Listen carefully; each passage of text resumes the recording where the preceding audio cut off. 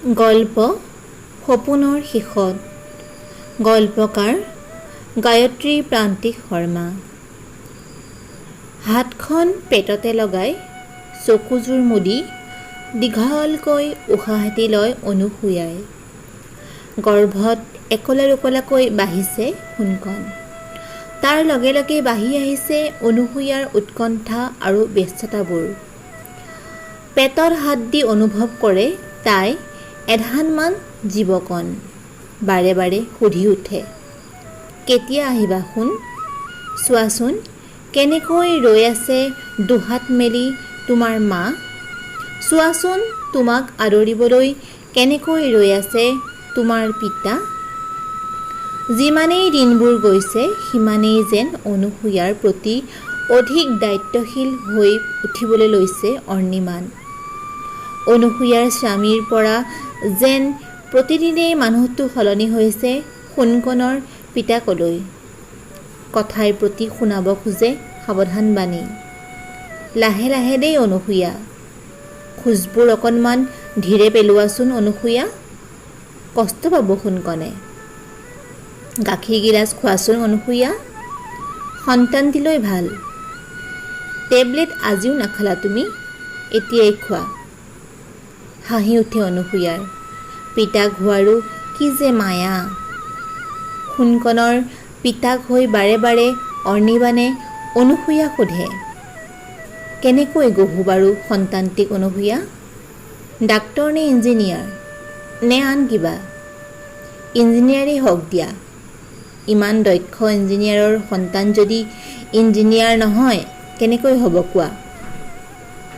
মানুহজনৰ কথা শেষ নহওঁতেই লৰালৰিকৈ অনুসূয়াই কৈ উঠে, নাই নাই অৰ্ণিমান, ডাক্তৰ ইঞ্জিনিয়াৰ নহয়, পাইলট হ'ব মোৰ সোণ। আকাশত উৰি ফুৰিব, মা আৰু পিতাক লগত লৈ আকাশ চুব মোৰ সোণে। ন সোণ? হাতেৰে পেটটো চুই চুই কয় অনুসূয়াই। সেই মুহূৰ্তত গৰ্ভত বাগৰ সলাই সোণকণে। অহেতুক আনন্দত সিঁয়ৰি উঠে অনুসূয়া। সোণৰ পিতাকক কয়, চোৱা অৰ্ণিমান, সোণে মোৰ কথাত হয়ভৰ দিছে। আকাশত উৰিব সোণ, মোৰ সোণ। সোণ উবুৰি হৈছে, অকণ অকণকৈ চুঁচৰিবলৈও লৈছে নেকি বাৰু? পেট পেলাই পেলাই বিচনাখনত সাঁতুৰিবলৈ লোৱাৰ দৰে চুঁচৰি যায় সি। অনুসূয়া উৎফুল্লিত হয়। অৰ্ণিমানক কৈ উঠে, মোৰ সোণ সাঁতোৰবিদ হ'ব চোৱা অৰ্ণিমান। বুজিছা মিছেছ হাজৰিকাই কিমান গৌৰৱ কৰে তেওঁৰ ল'ৰাৰ সমান বোলে সাঁতুৰিব পৰা বাচ্চা গোটেই স্কুলখনতেই নাই। এইবাৰ মোৰ সোণক লৈ মই গৰ্ব কৰিম।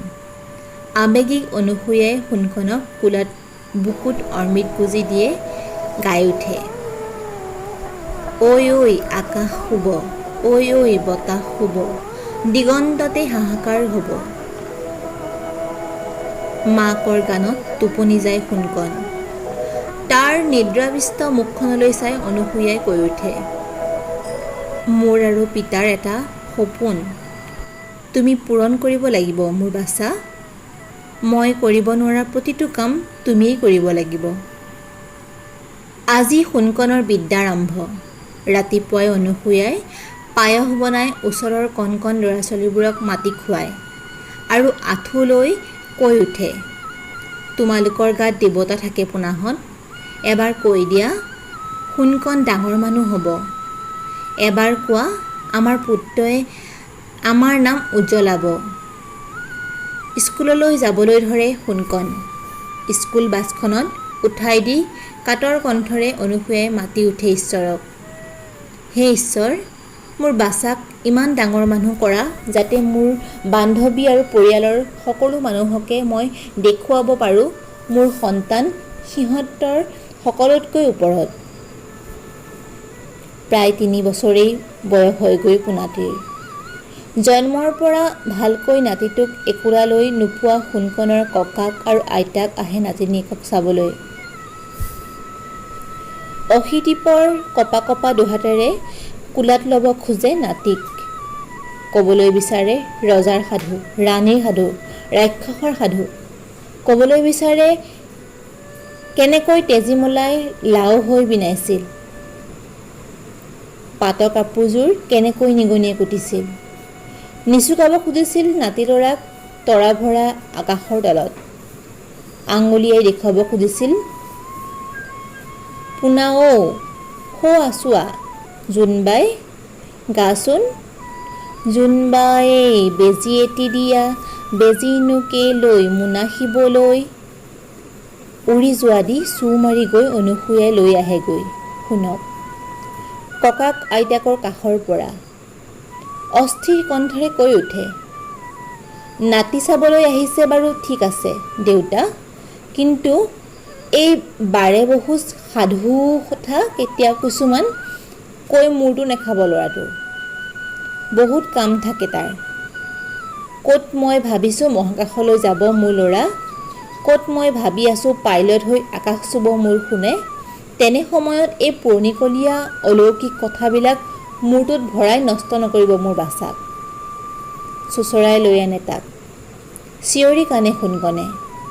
কানি কানি মাটিত বাগৰি অনুসূয়াক কৈ উঠে, মই সাধু শুনিম মা, আইতাই সাধু ক'ব, সাধু শুনিম মই।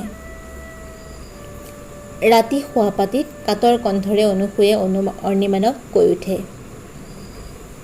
মা দেউতাক পঠিয়াই দিয়া অৰ্ণিমান, কাবৌ কৰিছোঁ। মোৰ সন্তানটিৰ মূৰত ৰজা ৰাণী ৰাক্ষস তেজীমলা ভৰোৱাৰ আগতেই তেওঁলোকক ঘৰলৈ পঠোৱাৰ ব্যৱস্থা কৰা প্লিজ। গুচি যায়গৈ সোণৰ ককাক আৰু আইতাক। বহুদিনলৈ সোণকণে কানে, মা আনি দিয়া না ককা আৰু আইতাক, মই সাধু শুনিম মা। হেঁচা মাৰি ধৰে অনুসূয়াই পোনাকণৰ মুখ। ইহ নাপায় নহয় শুন, সেইবোৰ কথা শুনিব নাপায়, বেয়া কথা সেইবোৰ। তোমাক মই ক'ম কেনেকৈ ডাঙৰ মানুহ ডাক্তৰ হ'ব পাৰে, কেনেকৈ হ'ব পাৰে ইঞ্জিনিয়াৰ, কি কৰিলে ডাঙৰ মানুহ হয়, নাম হয় সমাজত। মাৰ কথা শুনিবা মোৰ বাচা, ককা আইতাৰ কথা নহয়। লাহে লাহে বাঢ়ি আহে সোণকণ। তাৰ লগে লগে বাঢ়ি আহে অনুসূয়াৰ বুকুত সোণকণক লৈ দেখা সপোনৰ ভাৰখন। সোণকণ এইবাৰ এইটোলৈ পাব। এতিয়ালৈকে অনুসূয়াই প্ৰায় ঠিকেই কৰি পেলাইছে সোণকণক এৰ'নটিকেল ইঞ্জিনিয়াৰিং পঢ়োৱাৰ। পাইলট হ'ব সোণকণ। আকাশমাৰ্গত উচ্চশিৰে ঘূৰিব সোণকণ। দিনে প্ৰায় 15 ঘণ্টাকৈ পঢ়ুৱাইছে ল'ৰাকণক অনুসূয়াই। শ্ৰেণীত প্ৰথম নহ'লেই নিষ্ঠুৰ হাতেৰে মৰিয়াইছে। দেওবাৰবোৰত লৈ গৈছে সাঁতোৰ শিকাবলৈ, লৈ গৈছে ফৰাচী ফ্ৰান্স ভাষা শিকাবলৈ। অনুসূয়াই বুজে পঢ়াৰ লগে লগে এটা বিদেশী ভাষা আয়ত্ত কৰি থোৱা আজিৰ দিনত কিমান জৰুৰী। বন্ধ কৰি দিছে বাহিৰৰ জগতৰ লগত সোণকণৰ সকলো সম্পৰ্ক। তেতিয়ালৈকে একেবাৰেই বন্ধ কৰি পেলাইছিল ককা আইতা পেহী মাহী আহিব পৰা দুৱাৰ। কোনেও আমনি নকৰক বাচাধনক। আজিকালি কেতিয়াবা সোণকণে স্কুলৰ পৰা আহি আবদাৰ জোৰে, মা গান এটা শুনোৱা না, সেই যে সৰুতে মোক শোৱাৰ সময়ত শুনাইছিলা গানটো, মূৰটোত হাত ফুৰাই গাই শুনোৱা না মা এবাৰ সেইটো গীত। সজোৰে প্ৰতিবাদ কৰি উঠে অনুসূয়াই। হেঁচিৰে ধৰে ল'ৰাটিৰ মুখখন। নাই সোণকণ, কি বাজে কথা কোৱা, এতিয়া পঢ়াৰ সময়, এতিয়া গানৰ কথা ক'ব নাপায় নহয়। তুমি ডাঙৰ হ'লা, এতিয়া পঢ়াৰ বাহিৰে বেলেগ চিন্তিব নাপায় নহয়। ভালকৈ পঢ়িব লাগিব, আকাশত মা পিতাক লৈ ফুৰিব লাগিব। মা পিতাকৰ সেই দুযোৰ সেন চকুৰ আঁৰলৈও কেনেকৈ জানো সোণকণে গোটাই পেলাইছিল গীটাৰৰ আদিপাঠ নামৰ এখন কিতাপ। বাহিৰা বহীখনৰ পিছফালৰ আটাইকেইটা পাত ভৰাই পেলাইছিল বিভিন্ন ছবিৰে। সংগ্ৰহ কৰিছিল পৃথিৱী বিখ্যাত চিত্ৰকৰৰ ছবিসমূহ। মাক পিতাকক ফাঁকি দি সোণকণে স্কুলৰ পৰা মনে মনে চাবলৈ গৈছিল ছবিৰ প্ৰদৰ্শনীবোৰ। মনে মনে ভাগ লৈছিল স্কুলৰ বছৰেকীয়া অধিৱেশনৰ গানৰ প্ৰতিযোগিতাবোৰত। এনেতো কেতিয়াও নাছিল যে মাক পিতাকক ফাঁকি দি সি ভাল পাইছিল। বৰঞ্চ মাক বা পিতাকক মিছা কথা ক'বলৈ সোণকণৰ যে কেতিয়াও অকণো মন যোৱা নাছিল। আনকি মাকক তাৰ কেতিয়াবা কৈ পেলাবলৈ মন গৈছিল। পাঞ্চালী নামৰ স্কুলত দেখিবলৈ আটাইতকৈ ধুনীয়া ছোৱালীজনীৰ কথা। তাইক দেখিলেই যেন তাৰ বুকুখন কিবা ভাল লগা ভাৱ এটাই দোলা দি যায়। তাই স্কুললৈ নহাৰ দিনা তাৰো যে ক্লাছৰুমত মন নবহে, সেই কথাও তাৰ মাক আৰু পিতাকক কৈ পেলাবৰ বৰ মন গৈছিল। কিন্তু মাক পিতাকক গম্ভীৰ মুখখনত অনবৰতে তাক লৈ, তাৰ ভৱিষ্যতক লৈ চিন্তা কৰি থকা চকুহাল দেখিলে সি যে একোকে ক'ব নোৱাৰা হৈ আহিছিল। এবাৰ সোণকণে স্কুলত জ্যোতি সংগীতৰ প্ৰতিযোগিতা এখনত ভাগ লৈ এটা ধুনীয়া কাপ আৰু কিতাপ এখন পাইছিল। কাপটো মনে মনে বেগত ভৰাই আনি স্কুলৰ পৰা আহিয়েই পিছফালৰ পৰা চকু মুদি ধৰিছিল মাকৰ। মা, কোৱা আজি মই কিহত পুৰস্কাৰ পালোঁ? ক'ব পাৰিলেহে চকুৰ পৰা হাত এৰি দিম। এক মুহূৰ্ততে অনুসূয়াই কৈ উঠিছিল, কুইজ? না নহয়, তেন্তে তৰ্ক প্ৰতিযোগিতাত? নহয় অ' মা, মই আজি কিহত পুৰস্কাৰ পালোঁ জানা? জ্যোতি সংগীতত। এয়া চোৱা কি ধুনীয়া এটা কাপ উপহাৰ পাইছোঁ। দেৱীনা মিছে কি কৈছিল জানা? মই বোলে চেষ্টা কৰিলে গানত নাম কৰিব পাৰিম। কাপটো হাতত লৈ চুমা খাই খাই আৰু কিবা কিবি কৈ গৈছিল সোণকণে। নাকৰ পাহি দুটা ফুলি উঠিছিল অনুসূয়াৰ। চকুৰে যেন নিগৰিছিল জুই। সোণকণৰ হাতৰ পৰা কাপটো লৈ জোৰেৰে ঠেকেচা মাৰি পেলাই দিছিল মাৰ্বলৰ পকাত। চূৰ্ণ বিচূৰ্ণ হৈছিল সোণকণৰ চকুৰ সন্মুখতে কাপটো। চিঞৰি চিঞৰি গালি পাৰিছিল সোণকণক অনুসূয়াই। গান গাবলৈকে অতখন পঢ়াইছোঁ তোক মই। কত সপোন মোৰ পিতাৰৰ, দিনে ৰাতিয়ে আমি কষ্ট কৰিছোঁ কেৱল তোৰ বাবেই, আৰু তই কি হবি? গায়ক।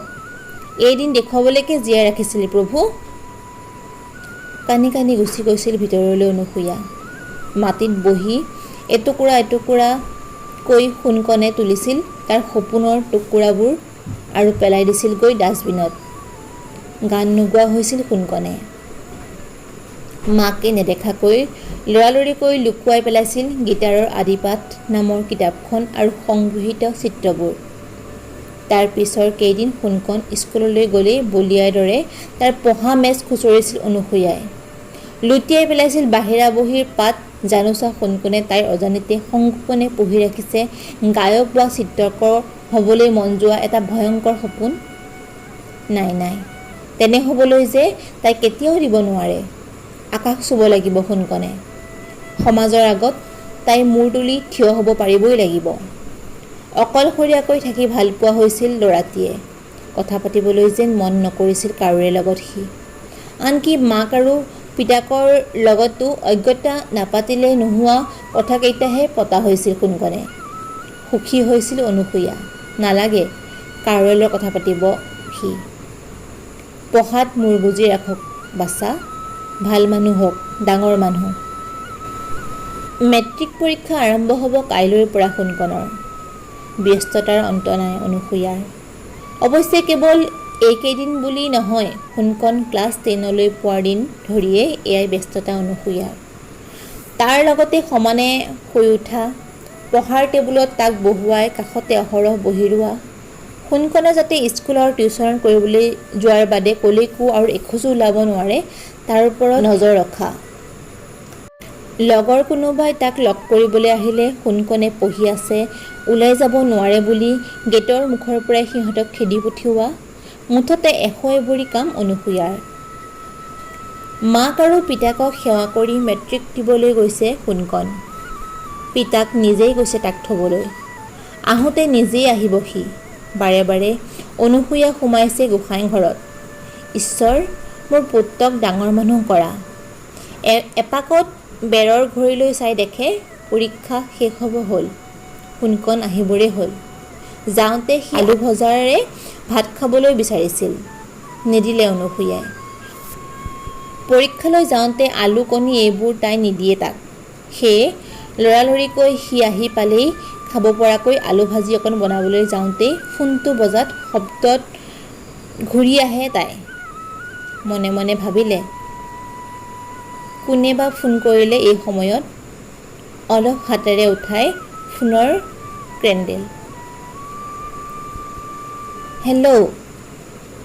হেল্ল' আণ্টি, মই চিৰঞ্জীৱে কৈছোঁ। অৰ্ণৱৰ লগৰ যে। ফোনকণৰ বন্ধুৰ ফোন। মাতটোতে বৰ উৎকণ্ঠিত শুনা গৈছিল ল'ৰাটোৰ, যেন ক'ৰবাত কিবা এটা ঘটিছে। আণ্টি, অৰ্ণৱৰ? কি হৈছে ফোনকণৰ? কোৱা, কি হৈছে মোৰ বাছাৰ? আণ্টি, অৰ্ণৱে নিজে জাপ মাৰি দিলে পৰীক্ষা দি আহোঁতে গাড়ী এখনৰ আগত। আমি তাক হস্পিটেল লৈ যাবলৈ লৈছিলোঁ আণ্টি, কিন্তু সি স্পট ডেড। হাতৰ পৰা সৰি পৰিছিল ফোনৰ কেণ্ডেল। কিমান সময় তেনেকৈ তাই বহি আছিল ক'ব নোৱাৰে। সৰু চহৰখনত খুব সোনকালে জনাজাত হৈ গৈছিল খবৰটো। ওচৰ চুবুৰীয়া মানুহবোৰ গোট খাইছিল। কোনোবাই অনুসূয়াক বহুৱাই দিছিলহি চকী এখনত। কান্দিবলৈকো তাই পাহৰি গৈছিল অনুসূয়াই। পুলিচ আহিছিল। তালাচী চলাইছিল গোটেই ঘৰৰ। তালাচী চলাইছিল ফোনকণৰ পঢ়া মেজৰ। পাইছিল এখন চিঠি। বহী এখনৰ পিছফালে গোট গোট আখৰেৰে সোণকণে লিখি থোৱা চিঠিখন পুলিচ অফিচাৰজনে সকলোৰে সন্মুখত পঢ়ি শুনাইছিল। মৰমৰ মা আৰু পিতা, মই জানো এইখন চিঠি পঢ়ি থাকোঁতে কি পৰিস্থিতিত তোমালোক থাকিবা। হয়তো ঘিণ কৰিবা মোক। মা, ঘৰখনত মোৰ উশাহবোৰ দিনে দিনে বন্ধ হৈ অহাৰ উপক্ৰম হৈছিল। তোমাৰ আৰু পিতাৰ সপোনবোৰ ক্ৰমশঃ হেঁচা মাৰি আনিছিল মোক। সপোনবোৰ পূৰণ কৰিব পাৰিম নে নোৱাৰিম, আৰু যদি নোৱাৰোঁ কি হ'ব মা? এই ভয়টোৱে মোক প্ৰতিদিনে খুলি খাইছিল। ঘৰখনত এমুঠি উশাহৰ বাবে ছটফটাই ৰৈছিলোঁ মই। মা, তোমাৰ আৰু পিতাৰ কেতিয়াও কি সঁচাকৈ এদিনলৈ এবাৰলৈকে মন যোৱা নাছিল জানিবলৈ কি সপোন দেখে তোমালোকৰ সোণকণে? এবাৰো সুধিবলৈ মন যোৱা নাছিলনে কিহৰ ৰাগীয়ে খেদি পৰিছিল অনবৰতে মোক? মই গান গাই ভাল পাইছিলোঁ মা। ভাল পাইছিলোঁ ছবি আঁকিবলৈ। তুমি নজনাকৈয়ে এদিন ৰাতি মনে মনে মই আঁকি পেলাইছিলোঁ তোমাৰ আৰু মোৰ এখন ছবি। কোনখন জানা মা? সেই যে অকণমানি মইটোক কোচত লৈ তুমি এখন ফটো উঠিছিলা, যিখন তুমি আলফুলে সজাই ৰাখিছিলা ড্ৰয়িং ৰুমত, সেইখন ছবি মা। ছবিখন আঁকি পিছদিনা মই পাঞ্চালীক দেখুৱাইছিলোঁ। তাই কি কৈছিল জানা? তাই কৈছিল, জানা অৰ্ণৱ, তোমাৰ মায়ে যে এইখন দেখিলে মৰমতে তোমাক চুমা খাই দিব। তথাপিও সেইখন তোমাক দেখুৱাবলৈ সাহসেই নহ'ল মোৰ। ভয় খাইছিলোঁ। জ্যোতি সংগীতত পোৱা কাপটো ভঙাৰ দৰে তুমি যদি এই ছবিখন ফালি পেলোৱা, মই যে বৰ দুখ পাম মা।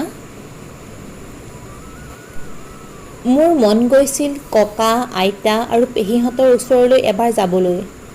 মন গৈছিল গাঁৱৰ ঘৰখনলৈ গৈ এবাৰ ককা আৰু আইতাক সাৱটি ধৰিবলৈ, পিছফালৰ নৈখনত এবাৰ সাঁতুৰি চাবলৈ।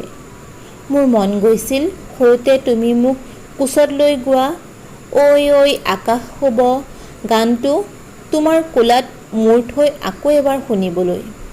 মন গৈছিল মনৰ বহুতো কথা তোমাক আৰু পিতাক ক'বলৈ। পাঞ্চালীক এদিন ঘৰলৈ আনি তোমাৰ সন্মুখত থিয় কৰাই, মা মই পাঞ্চালীক ভাল পাওঁ বুলি এবাৰ কৈ উঠিবলৈ। কাৰো সপোনৰ সাজ নোলোৱাকৈ মইনো আচলতে কেনেকুৱা চাবলৈ মোৰ বৰ মন গৈছিল মা।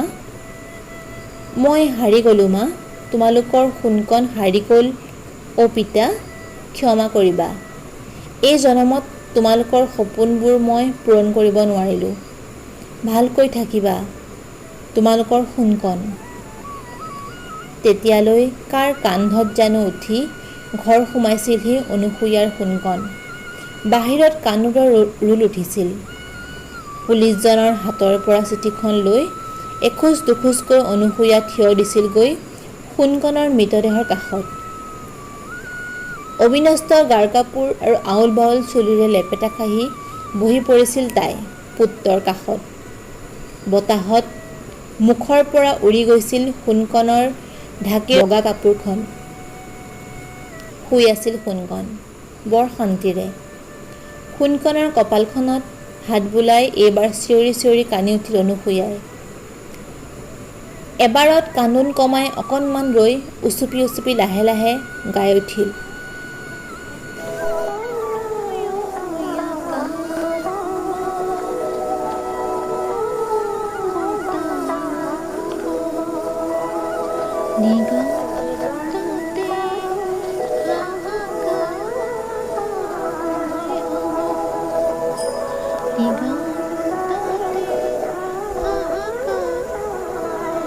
মাকৰ গানৰ সুৰত একেবাৰে শুই পৰিছিল সোণকণ।